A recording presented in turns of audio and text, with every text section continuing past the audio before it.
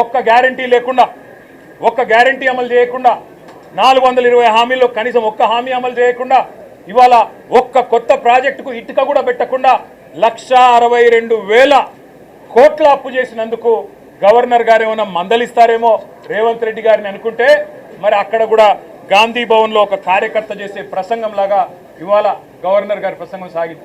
ఒక మాటలో చెప్పాలంటే తెలంగాణలో మా పిల్లలకు అర్థమైంది నేను చెప్తే.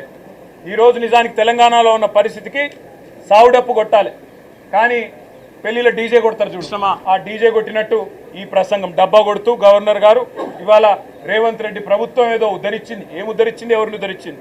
నేను ఒక్క మాట అడుగుతా ఉన్నా. దావోస్లో 1,79,000 కోట్ల ఇన్వెస్ట్మెంట్లు అని గవర్నర్ గారు నోటెంబడం మళ్ళొక్కసారి పచ్చి అబద్ధం చెప్పించారు.